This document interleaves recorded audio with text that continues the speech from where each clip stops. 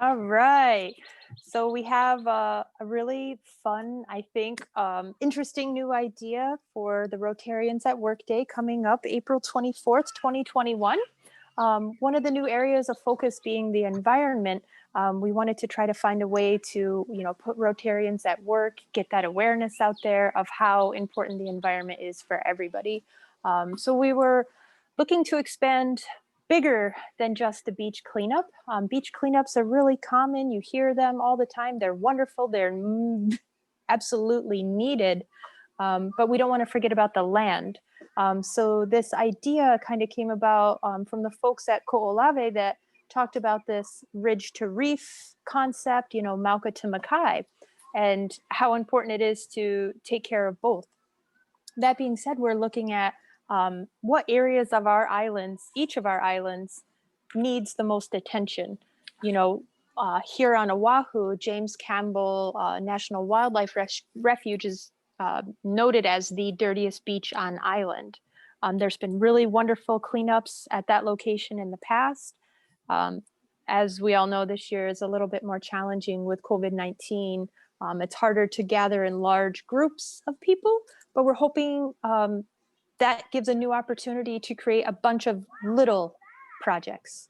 Maybe not even little, we'll say medium size projects that Rotarians can get involved with all over the place. So it gives more opportunity for that awareness, that exposure to other people of what are Rotarians doing and what are we doing to address the needs of our environment. So in addition to cleaning our beaches, our biking paths, our hiking trails, this ridge to reef, we're also wanting to audit those areas. So after we collect the rubbish, we kind of want to lay it out and see what kinds of rubbish are being accumulated in each area. Is it bottles and cans because they're so lightweight and there's nowhere to recycle them? And then how do we address that? Is it the plastic film from potato chip bags? Is it styrofoam containers? Seeing what is accumulating. Is it microplastics? That seems to be a really common thing in more of like bay areas, especially up here on the North Shore, just washing into the beaches, that maybe it's not coming from us on the island, but it's coming from years of these plastics being broken down into smaller pieces into the ocean. So the idea is that we're going to clean, but also audit each area. And as we return the following year, see if we've improved that area. Have we maybe created projects in those places, maybe in those parks or along those biking paths, to address the needs of the trash, keeping it from going into our ocean? Do they need more rubbish containers? Do they need better recycling programs?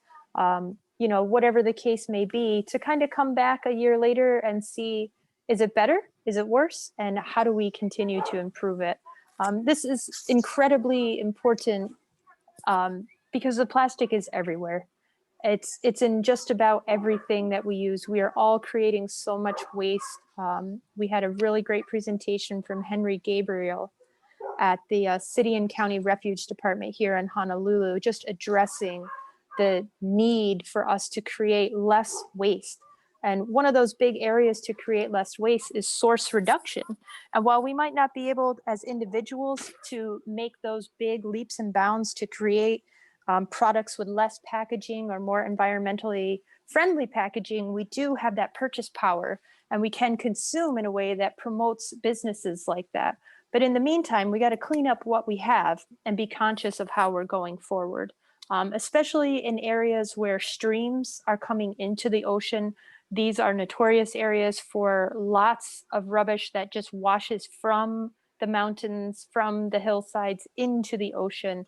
And it's ultimately affecting the health of our oceans. And for future generations, if we don't stop the plastic at the tap, we're just going to continue to clean. And cleaning isn't a way, we can't recycle our way out of this. Yeah. We have to change our behavior. So that's the whole concept with this audit and cleanup, is that we're going to, of course, clean up the area, which is a little bit of a band-aid, audit it, see what kind of waste is there, and then see how can we improve that? How can we keep it out of the waste streams, and how can we reduce our waste, period, altogether? So I think at the stage we're at right now is trying to identify those areas on each one of our islands that need the most attention, identifying these areas, and then contacting whether it be state or county agencies to get involved with us. You know, what kind of partners are we looking to collaborate with to address these kinds of issues? Because this is a long-term issue. This is not just a one-time cleanup. This is an ongoing thing. We really want people to commit to a certain area, whether you're committing to a stream, you're committing to a reef on your island, or you're committing to your favorite hiking trail or biking path. Commit to cleaning up that area and keeping it clean. So one of the folks that we've been talking about working with is Sustainable Coastlines. They did a really large scale cleanup at the James Campbell, I believe, Earth Day 2019. So our incoming president, Christina, has an ongoing communication with the folks over there to try to see how can we work together. I think at this point, what we're finding with some of the partners is that not everybody has things ready to go for Earth Day or Earth Month this year, as in years past. So just, you know, with this vaccine coming out, there's a lot of uncertainties, and we can make plans right now, and those plans may change like they did with our tree planting project, but we adapt. You know, the mission is still going to remain the same. The focus is going to stay the same. The means to that end may change along the way. So Sustainable Coastlines is one. Another organization that I'm reaching out to is called Ocean Defenders Alliance, ODA. And they're a nonprofit organization that works with volunteers to create a debris-free sea, is what they call it. These folks do some cleanups, you know, from scuba diving, getting to the reefs to clean up. So I don't think this is something that everybody might be interested in, but I know there are Rotarians that do scuba dive. Kate from Wahiawa has expressed some interest, and maybe she'll be interested in committing to cleaning up a certain reef area. And then, of course, any other scuba divers with the interest, we definitely welcome you to get involved and kind of commit to this long-term cleanup effort. Gosh, who else have we been talking to? Sustainable Coastlines, ODA. Naomi made a really good point to see about getting the military involved with the Pearl Harbor biking and walking path. It's a very long path. I believe it goes from Aiea to Ewa Beach. There are some security concerns around that, but it's something that our community needs right now. We need to get out and exercise and get sunshine and fresh air. And so if we can address that need in that community to make that a more safe and desirable option, let's keep it that way. So working maybe with the military to address that. And Christina lives in that area, and she said she's going to be working to see what kind of collaborations we need to do there as well. John, am I forgetting anything? I feel like I'm... I mean, what about Sierra Club? Is that an organization? Yep, Sierra Club. We talked about that last night too. I think that would be a really awesome. They're doing some marketing promotion for us. They've kind of identified the Eco Rotary Club as an organization that has similar initiatives. You know, we're like-minded folks. So yeah, Sierra Club is another organization we want to work with. Kakua Hawaii Foundation was another organization I'm reaching out to. I know that they already do some really impressive auditing food waste in school systems. So I'm interested to see what kind of tools and ideas they have to do this ridge to reef cleanup and auditing with us. And that's just here on Oahu. Isn't Surfline, don't they? Surfrider? Yeah, maybe I'm confusing those two. I don't know. Anyways. Anyways. Blue Planet Foundation. There's so many. It's like... Yeah, and it doesn't hurt to ask. It's no guarantee that everybody's going to jump on board with this Rotarians at Work Day on April 24th, but the more the merrier. The more organizations we can work with towards this goal, the more locations that we can address and make, meaningful long-term changes to, the better. I really think this is just scratching the surface of this new environmental focus for Rotary and the possibilities that can come along with it.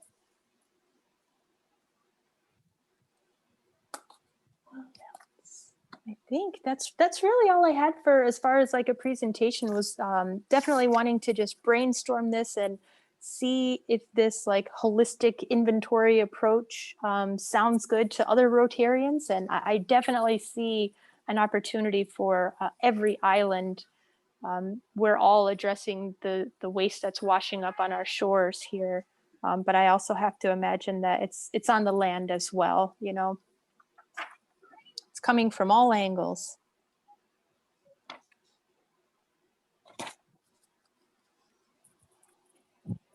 John, do you have anything to add? Well, I think it was a really great talk that you gave. Because I think the fundamental thing about it is that you're just taking the beach cleanup model and sort of extending that. In fact, it's more like you're clarifying it in a way to say like, look, the beaches are polluted, but it's also the land too. And why are we not focused on that as well? But I do think it's really, you took it to another level when you start talking about auditing, because now it's not just that we're sort of like just picking up garbage and then like calling it a day and not really thinking about, what we just witnessed. It's that we're actually like kind of being conscientious about what we're picking up and trying to have discussions about that, maybe even do like mappings of what we're finding out there to try to come at some sort of solution, so that we don't have to continue on year after year doing these cleanups. Even though it seems like a stretch to imagine a world where you didn't have to do that, but it's definitely a great goal. It should always be the goal, right? Zero landfills. Yeah. Exactly.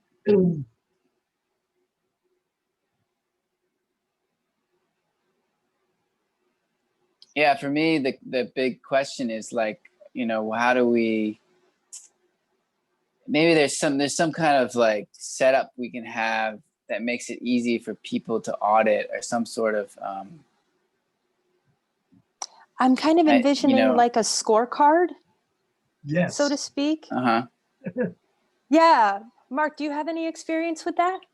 no, but I would think that would be, there must be a template like on the Sierra Club page. The thing is, I think there are a lot of people doing this. So, one of the things would be to find out who has a template for that kind of thing, because the concept is really popular. And I would imagine there are probably at least 20 groups on Maui that are doing something like this. So we're not exactly changing the world over here, by doing this, but we are, getting involved in something that is, there's a lot of consciousness of this on Maui, partly because of, activism and on the GMO issue and et cetera. But yeah, so I'm sure there must be a scorecard, and if not, we can make one. Yeah, it's definitely not a new idea. There's people out there studying and researching, what brands are creating the most waste, and there's all different kinds of ways to sort the rubbish too. Do we want to sort it by material? Do we want to sort it by manufacturer? Do we want to sort it by location where the waste came from? I think location and content are the important things. I don't think brand names are all that important. And, the other thing we might do is make a distinction between recyclables and non-recyclables. And that will vary from location to location. So yeah, I think there's a lot of misunderstanding of what's recyclable. Having Yeah, Henry from our the refuge department came in and he was telling us, you know, we see this is a problem, this contaminates it, so then we can't recycle this, and there's only a certain level of contaminated product allowed per these recyclables. And it's Mm. really it's shocking to know how little is recyclable. And if plastic were so recyclable, why are we still generating brand new virgin material on a daily basis by the tons? Well, and that raises a larger issue because in a way, uh, when you talk about changing behaviors, we already know what the problems are. And they're mostly people that continue to market products in PET bottles and aluminum cans. And aluminum is recyclable, but PET bottles are not. And so, you know, they basically, even if they're recycled, they get shipped to China. And China puts them in their landfill. So that's not a recycle, that's a exporting Transport. pollution to underdeveloped countries. You're just rehoming it. Yeah, yeah, But yeah, you're absolutely right. It's interesting how the plastic water bottle is such a ubiquitous thing when aluminum is infinitely recyclable. yeah, Why isn't a can of water? because plastic bottles are cheaper. Up front, yep, it's kind of like that denial. We're going to save now, but we're going to pay later the cost that it's wreaking havoc on our environment from both the land and the water. The oil companies are just making lots of money off of our plastic addiction Yeah, in every way, shape, and form. yeah, it would be interesting, you know, to get our clubs and Interact clubs and Rotaract clubs involved in like education and outreach and really address that. Uh, you know, Yeah. why are you still buying bottled water? It's the stupidest thing in the world. You know, you're buying tap water that's packaged in cheap PET bottles and then marketed for $1 a piece. I remember, you know, in the early 90s when they were selling bottles of water thinking that that'll never last, but it surely has. But you're definitely, I think we're thinking of the same thing, that the educational and awareness component, I think, is possible for each member who commits to an area and kind of wants to champion their specific beach or their bike path. That person could be kind of the head educator and kind of inform people of, you know, here's what we're looking for, and this is why it's so bad. This is why this is so important. And, you know, how do we address that? If they're kind of like the spearheads, the champions of that project to educate and to, you know, maintain it, that could be really, really impactful. Yeah. Yeah, I mean, there are a lot of things. I mean, even when you like, it's kind of like comparing natural gas to oil or coal, or I mean, like aluminum is recyclable, but it costs a lot of money.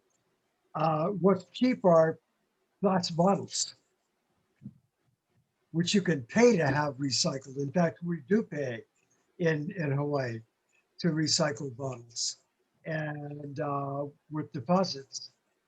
So yeah, I mean, there are a lot of things we can do on that uh, dimension, right?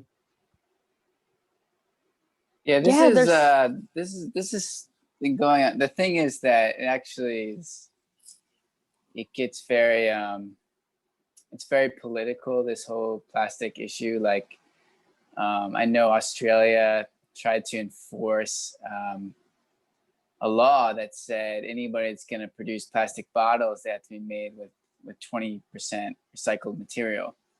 And Coca-Cola sued the Australian government and they won. Yeah. And a lot of it is like, yeah, it's fun. Like, and this has been going on for, decades, this kind of attack to try to reduce plastic bottles or to try to use more recycled materials in the plastics we buy. And it's like really,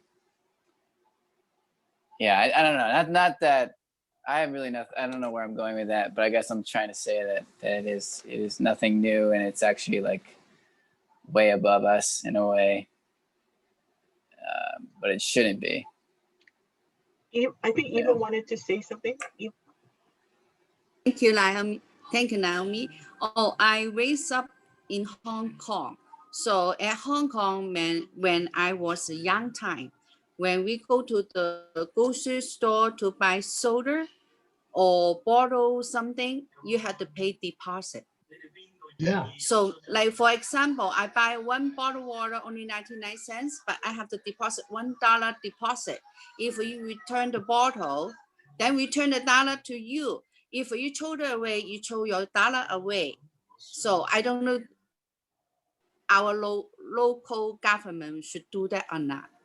Yeah, that's save a lot because Hong Kong is a billion of people, you know, and plus tourism, plus, you know, international. So that's why when they go to 7-Eleven to buy a bottle of drink or a can of drink, you have to pay certain deposit. You can bring back the can or bottle to return the money. Mhm. That's such a good example too. I think the deposit Yeah. programs are much more Yes, successful when the deposit is substantial. You know, when Yeah, the deposit Keep is your nearly place the clean, price. yes. Yeah, when Yeah, the the deposit money, is money. unfortunately, that's what drives the change. You know, the commerce drives the change. The businesses will change if their customers change their preferences. Companies don't sell anything we need. They only sell what we want. And if we keep wanting these cheap, you know, dangerous chemicals, I mean, there's studies showing now that there is plastic in the placenta of unborn children. We are now born with plastic in our DNA. This could not be more critical. But if there's a deposit system that encourages glass or aluminum, that's a value that is substantial compared to the price of the product, that encourages people to bring the deposit back. You know, in Hawaii, it's 5 cents. I heard rumblings years ago about them making the bottle and can 10 cents, but it didn't go through. And even 10 cents, some people, I see bottles and cans, I pick them out of the garbage all the time because it's just 5 cents. You know, that's unfortunately, the money doesn't matter unless it's substantial. There's a lot of really great, you know, and it's unfortunate, John has already mentioned the pushback from special interests, and you know, there's plenty of organizations that feel like they have a lot to lose, but there's no reason that these styrofoam containers exist. If we all had a deposit program, it's the same setup almost everywhere you go, 3 compartments, 1 large, 2 small. If it was a deposit system where you brought back your empty, old, maybe dirty one, and then you got a new one replaced, you know, that would eliminate a tremendous amount of manufacturing waste, the shipping to get those products to our islands, and then they end up blowing around on our land and into our ocean. So it's, the deposit programs hold a lot of promise. I really think there's a lot of potential for good things to come of that. And in Hong Kong, it sounds like it's working. Oh, yeah. So You know? April, I think the awareness part, and like you said, we could start with us, Rotarians and clubs. So if we pitched it to the clubs that we can do a presentation on this whole thing of plastics, who would be able to do these presentations? I think maybe we could even possibly pre-record something and send it out so people, if we can't do in live, I love doing live and answering questions, and I love this like ad lib talking off the cuff. But maybe we can put something together too to share with people to really stress like how important, you know, this really is. Okay. And Yeah, and we can show pictures too. So that would be good if we do a recording, but if somebody can be there to answer questions. But if we can get this awareness to all of the clubs first. Yeah, so say we do this in February, March, and then we go to the interactors. And so you guys should be asking Ryla if you can do a presentation for the students who go to Ryla, because we have the middle school and the high school kids captured audience in February. And then go reach out to the Interact clubs too to see if we can do a presentation on Zoom for interactors and rotaractors. So what if we use February, March to get awareness out, get some articles. So when you do your tip of the month on the district website, focus on this, on plastics and this plastic cleanup project. And then we can get the clubs to commit to doing this in April. And then if we can get like a lot of other organizations to step up with us, we can do some pretty good, make a big impact in April. So what do you guys think? Yeah, it Sounds good? sounds great. I think that's Okay. a good, good plan. Good Get strategy. this thing Yeah. going. Yeah. Okay. Roz, what do you think? I like the idea, and I think what we need to do, as you said, is to act on it sooner than later, because clubs begin to focus on something that they want to do for Rotarians at Workday. So we can get this information out now, and with some substance to it. One of the suggestions I might make is that you send a note, or you send the information to the community service chairs of the clubs, because they're the ones that's working with getting the projects put together, and they do it ahead of time. So the more information you can get in their hands, so they can go take that information to the club, and they generally sell the community service projects. So get it to the community service chair and let them work with it with the clubs. But be available to maybe make a presentation to the club, or make a presentation to a couple of clubs, or as you said, have a video that you show, but someone should be there to answer questions.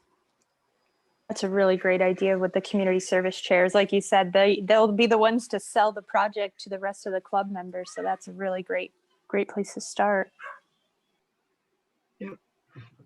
Okay, so is there someone in your club that can maybe do the video, or is there a video that you can get to show?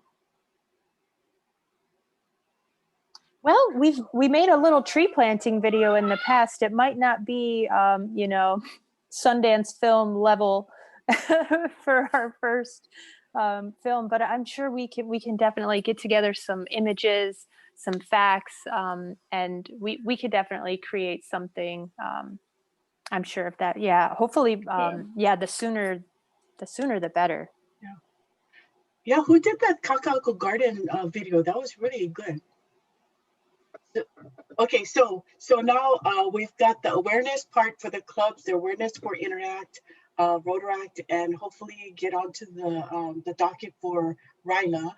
The tidbits, the tip of the month for the district website, maybe an article to go out to, because we should have a flyer or something to go to the presidents and the community service chairs. So the presidents are meeting this Saturday, so we're going to bring that up at that Saturday meeting.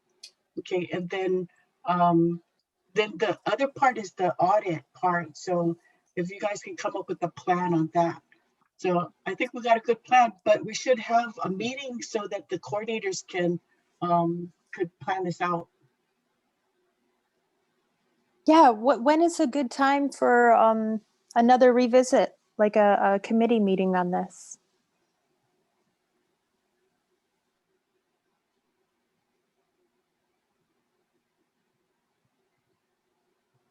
I know evenings are best for me. I got home today before 5 o'clock, and Sundays are sometimes good for me, but I'm not sure what everybody's schedules are like these days. It's kind of hectic.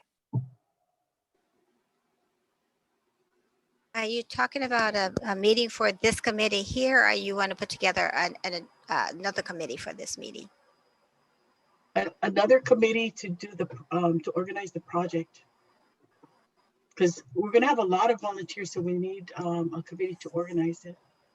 So if you have your president's meeting on Saturday, maybe you can tell them that there is going to be another meeting at this time, and you want a couple of people from each club to be present at that meeting, so you can discuss it and put together a plan. So this might help, but sooner than later. Mm-hmm. And since your meeting is so quick, it would be perfect at that time. Okay, so April, if you have let's have a tentative date. So when we make the announcement that we're having that meeting, we could just tell them when the meeting is. Let me take a peek at my schedule. So, yeah, you don't need to do it now, but Okay. if you guys are, if you would like to be on the committee, so Arlene, John, Eva, Roz, Mark, what day is good for you guys?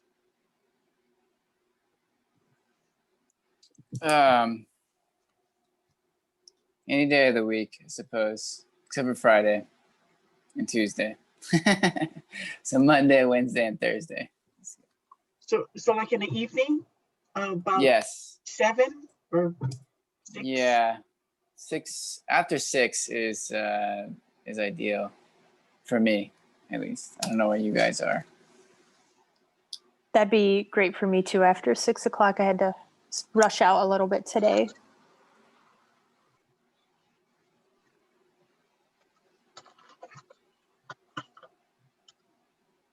Mark, Yeah. Arlene, you guys want to be on the committee? Yeah, sure. Okay. Okay, so we'll just put it out, and if you can make the meeting, then great. If you can recruit someone to be on the committee, that would be good. So Arlene, Dick May would be good on the committee, right? Okay, awesome. Yeah. April, look at the chat. There is I just was looking at the Surfrider Foundation. They do have a template for an audit card for their beach cleanups. So so there's a link to it on their landing page. Yes, wonderful. Oh, nice. Yeah. I think the audit should also be, it shouldn't be too specific. Like it should be open, to let people certainly express what they see if it's not even on the Yeah, list. theirs is pretty elaborate. I mean, I think you could chop it down quite a bit and group things together and Yeah, I mean, these guys have been doing it for a long time. They're definitely professionals in the field. Something Yeah. a little easier for us to follow, easier for the committee members and those those champions of each location, that they can easily distribute to the folks that are participating, easy to understand. I think we can create something towards that goal of what Surfrider Foundation has created. But yeah, we're just starting out. We're just all learning ourselves. Okay. So any questions for the project for April? No. So John, Yes. for the next meeting, do you guys see? Do you think you and Jacob and Kevin can come up with a speaker for next meeting? Yes. I will. Have you spoken with Jacob? No. Okay. That's what I thought. Okay. I'll talk to Jacob and talk to Kevin, and we'll try to come up with something. Sure. Okay. Yeah. Anybody else have a suggestion for a speaker for next month? Oh gosh, I think Henry Gabriel was wonderful. If he's available for you guys. Yeah, you know what? Wait, is that the guy we had last time? Yeah, yep. He was talking Yeah. about all kinds of, and we just scratched the surface with Henry, honestly. He's I going to think- do a I think that Bokashi could be- workshop. I think that could be good also to talk with them about, the April 24th Ridge to Reef thing too, see what he has to, Yeah. or what Oh, input he's- he could give, because also that video that we're talking about making, I mean, he could have a lot to say about that.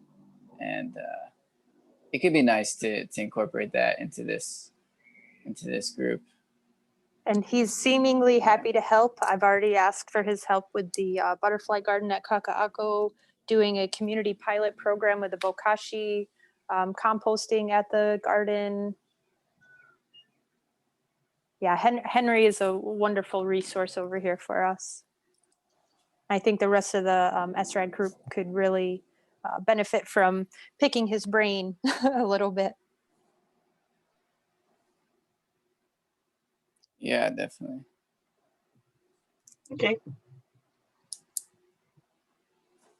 What about All right. Well, if you guys have any organizations that you think of that maybe we should try to reach out with and collaborate with on this, please feel free to shoot me an email.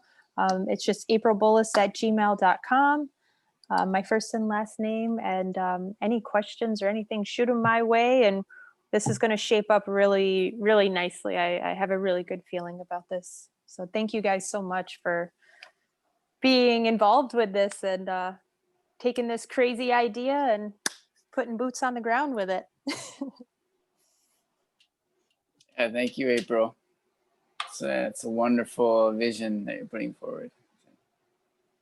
Yeah, I hope I can get the Maui AGs excited about this. They really did, but they piled into the tree project. So I think that is promising. I don't think there's a lot of interest in going to Kaho'olawe to camp, but you never know. I'll see. You never know. That's right. You never know. Okay. Anything else you want to bring up? Anybody? No? Okay, so if we can go back to our clubs and see if we can get a date secured for the speaker, then at least we can start with our group and get a speaker over. So Roz, I know your club has speakers maybe probably to the end of the year or something, but if you can find a date, that would be good.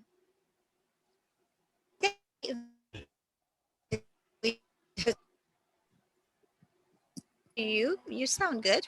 You would be good. Or John?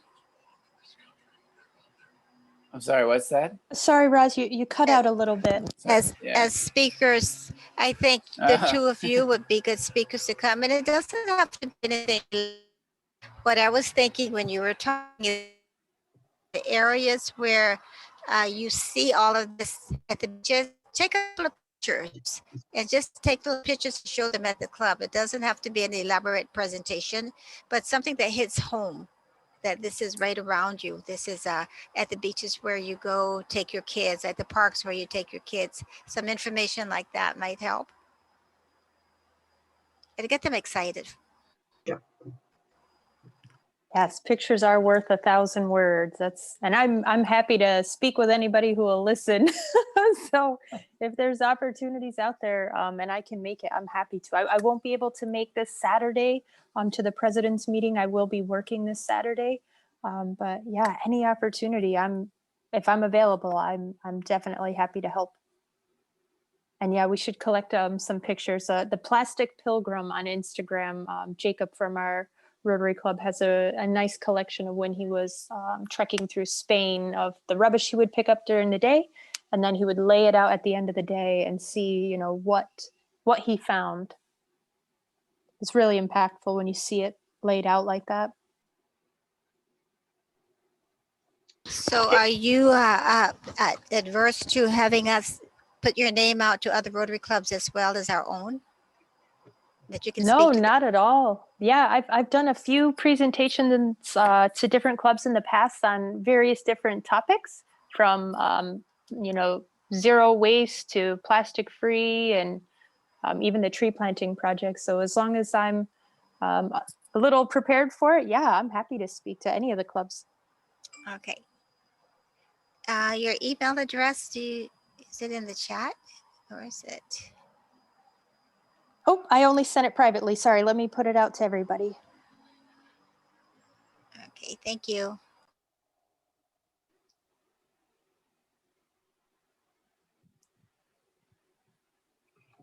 And we can send it out again when we have the notice of the meeting, when the subcommittee meeting is going to be. So we'll send that out again.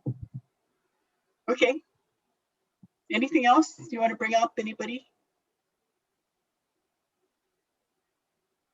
No, we're good? Yeah, Okay, good. See you at the next meeting. let's go make dinner. Yeah. Sounds good. Wonderful. Thank you, everybody. Okay, take care. Everyone, bye. Thank Yeah, you. thank you, guys. Bye. Bye, Bye. everybody. Thanks, April. Stay Bye. safe. Yes, you too.